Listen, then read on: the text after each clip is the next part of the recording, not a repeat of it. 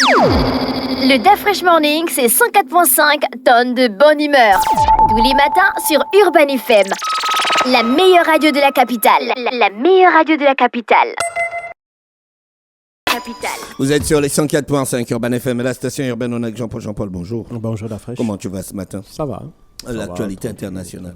On va revenir en fait sur la 67e session ordinaire de la CEDEAO qui s'était déroulée dimanche dernier, le 22 juin à Abuja, au Nigeria. C'était une session quand même qui se passait à un moment charnière de l'histoire de la CEDEAO. Il faut savoir que déjà la CEDEAO, c'est une organisation régionale très importante qui avait été créée en 1975, donc il y a pile poil 50 ans. Et le 28 mai dernier, justement, les chefs d'État et de gouvernement de la CEDEAO, enfin une partie, avaient été conviés à célébrer justement ce 50e anniversaire, toujours à Abuja, au Nigeria. Et au cours de cette commémoration-là, en fait, il s'agissait aussi de faire le bilan de 50 années d'existence de cette organisation qui a énormément perdu de sa superbe. Il faut savoir que depuis le mois de janvier dernier, 3 quand même des pays importants sur les 15 ont décidé de quitter l'organisation, l'amputant ainsi d'une grande partie de sa superficie, mais révélant aussi à jour en fait les grandes dissensions internes qui ont toujours existé au sein de cette organisation-là. Il ne faut pas oublier que lors de sa création en 1975, l'objectif était double. Le premier, c'était d'abord l'intégration régionale, c'est-à-dire permettre aux pays de pouvoir échanger dans un espèce d'espace commun qui soit à la fois un espace politique, un espace économique. Et cet espace commun-là devait permettre en fait de créer une synergie dans laquelle chaque pays va apporter ses propres potentialités pour permettre un développement harmonieux et durable de l'ensemble de la région. Et on se rend bien compte que 50 ans plus tard, on est loin de cet objectif-là. Pire encore, on voit que véritablement des dissensions internes ont amené à une division de cette organisation-là, puisque le fait que Bola Tinubu, il ne faut pas aussi l'oublier, lorsqu'il est arrivé à la tête de l'institution l'année dernière, lors du sommet qui s'était tenu à Bissau, il était venu avec de grandes ambitions, parmi lesquelles d'abord le fait que l'organisation devait être beaucoup plus sensible au respect des règles démocratiques. L'organisation devait également favoriser un meilleur développement économique. Pour cela, il avait dans sa sacoche beaucoup de projets de réforme de l'institution.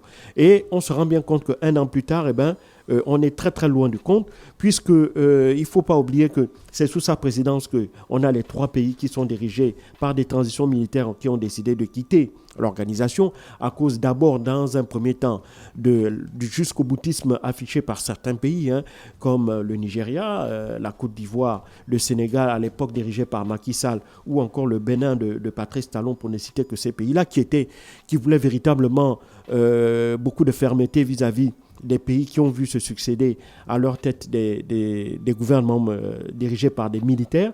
Et donc, à ce titre-là, cette position de fermeté vis-à-vis des pouvoirs qui ont été renversés, des pouvoirs certes qui étaient arrivés là, on va dire de manière démocratique, mais qui avaient énormément perdu de leur légitimité et qui ont été remplacés par des gouvernements militaires qui sont arrivés certes de manière antidémocratique et par la force, mais cela n'empêchait pas que ces gouvernements-là ont très vite gagné en adhésion populaire.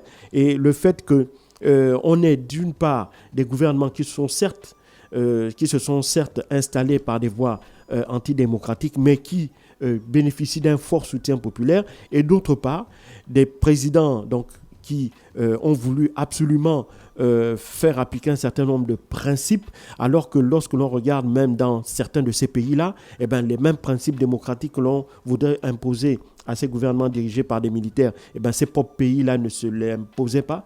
Par exemple, avec la multiplication des mandats qui violaient les constitutions de leur pays, le fait que des présidents pour se maintenir au pouvoir n'hésitaient pas à modifier ad vitam aeternam leur constitution pour l'adapter à leurs propres souhaits. Donc, ces différences de point de vue et ces différences de traitement ont fait que véritablement il y a eu une cassure interne très forte. Et puis le deuxième facteur qui explique aussi le fait que la CEDEAO soit en termes la CEDEAO soit en fait dans un espèce de recul en termes d'intégration, en termes de développement aussi, c'est le fait qu'en réalité, d'un point de vue politique et économique, la CEDEAO, c'est une organisation qui est bâtie autour d'un pays qui s'appelle le Nigeria. C'est la principale puissance politique et économique de l'Afrique de l'Ouest. Et donc, en général, lorsque le Nigeria se porte bien sur le plan économique, sur le plan politique, sur le plan social, on voit évidemment que cette bonne santé-là se reflète sur l'ensemble de l'organisation. Or, il faut bien aussi reconnaître que depuis près d'une décennie, le Nigeria fait face à de graves perturbations, à de graves problèmes internes, crise économique, crise de la gouvernance, problèmes sécuritaires avec la menace Boko Haram. Et donc, tout ça fait que, évidemment, en dépit des changements de chef d'État, ces questions-là n'ont toujours pas pu être réglées. Et ça, véritablement, avec le temps, ça a impacté les pays environnants. Et c'est ce qui explique aussi le fait que, évidemment, le Nigeria ayant perdu de son influence, et donc il n'est plus en mesure de pouvoir être le moteur de la sous-région. Et d'autant plus que sous le mandat de Bola Tinubu, il y a eu un certain nombre d'erreurs politiques très graves qui ont amené justement au départ du Burkina Faso, du Mali et du Niger et de la création de l'Alliance des États du Sahel. Même si on sait aujourd'hui que, on sait déjà que le 29 juillet prochain, si on ne parvient pas à convaincre ces trois pays-là à rester dans l'institution, à partir du 29 juillet, ce départ-là sera définitif. Et au regard de la situation, nous sommes déjà le 27 juin, il reste à peu près un mois. Et il serait difficile de voir qu'en un mois, il y aurait des avancées qu'il n'y a pas eu depuis quasiment 6 mois aujourd'hui. Et donc, de ce point de vue, je crois qu'il faudrait déjà commencer à se préparer à ce que la CEDEAO soit amputée définitivement de ces trois pays-là. Et c'est la raison pour laquelle même on voit qu'il y a une espèce de diplomatie parallèle qui est en train de se mettre en œuvre. Des pays comme le Sénégal ou le Bénin, ou le Sénégal ou le Togo, ces deux pays-là, dont les présidents Bassirou Diomaye Faye et Faure Gnassingbé Yanema avaient été désignés par la CEDEAO pour être des intermédiaires avec les pays de l'Alliance du Sahel pour essayer de les convaincre de rester dans l'organisation. On voit bien que ces pays-là sont en train de, en quelque sorte, mettre une diplomatie qui soit en lien entre leurs pays respectifs et les trois pays de l'Alliance des États du Sahel. Pourquoi ? Parce que le fait qu'il y ait cette sortie de la CEDEAO représente aussi une certaine opportunité pour certains de ces pays-là, en l'occurrence par exemple le Togo, qui voudrait par le biais, qui voudrait renouer des relations économiques très fortes et devenir de facto la porte d'entrée de la CEDEAO, leur principal ou leur unique point d'accès à la mer, puisque le Togo a la particularité géographiquement d'être à cheval entre l'océan Atlantique et évidemment le Niger. Donc on voit que, et puis pour ce qui concerne le Sénégal, le Premier ministre sénégalais Ousmane Sonko a effectué une visite d'État, c'était le 28 mai dernier, où il a rencontré notamment le président Ibrahim Traoré à Ouagadougou. Donc on voit là que véritablement, il est peu probable que le Sénégal et le Togo puissent parvenir à maintenir ces trois pays-là dans la CEDEAO. Et donc, le 29 juillet, il faudrait donc acter ce départ-là. Donc, on voit bien que 50 ans plus tard, la CEDEAO est loin de ses objectifs, puisque l'intégration, il faut quasiment l'oublier, hein. On a 3 États qui partent.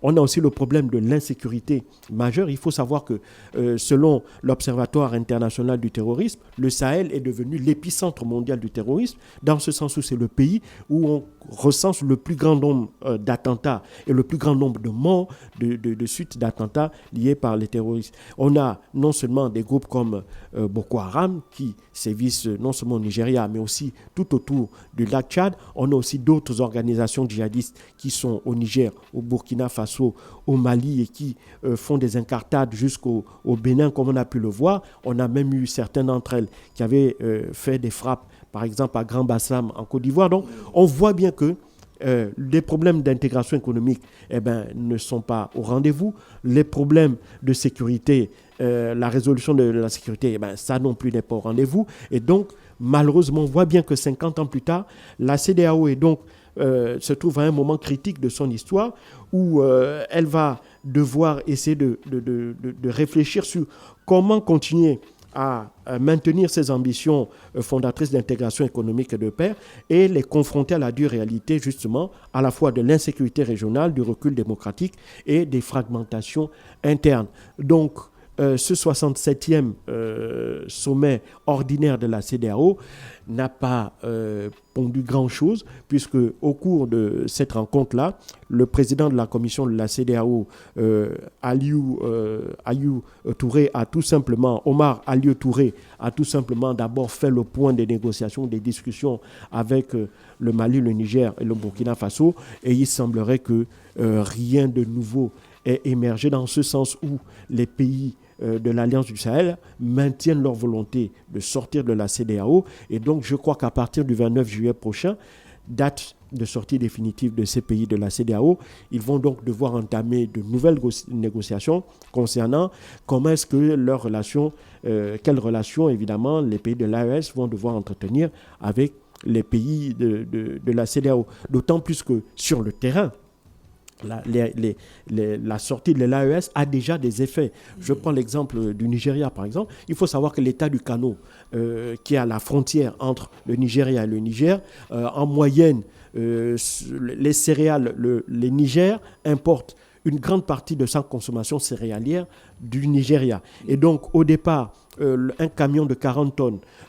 en termes de taxes, le gouvernement nigérien prélevait à peu près 100 000 naira pour un camion de 40 tonnes. Or, on voit aujourd'hui, depuis la sortie de la CEDEAO du Niger, ces taxes-là, le montant de ces taxes a été multiplié par 5. Donc, on paye maintenant 500 000 naira pour un camion de 40 tonnes. Et donc, on voit déjà que sur le terrain, il y a des changements. Malheureusement, cela se traduit par une hausse des prix, notamment pour les consommateurs nigériens, mais aussi ça amène les consommateurs nigériens, les importateurs de céréales, à essayer de trouver d'autres débouchés. Et ces débouchés-là vont passer par exemple par d'autres pays comme le Mali, le Burkina Faso, ou via encore le Togo qui veut jouer les bons offices en offrant justement des services portuaires et aéroportuaires. Donc on voit bien là qu'il y a déjà un impact à la fois politique et économique de ces changements-là de statut de la part entre des États de l'AES et ceux de la CEDEAO.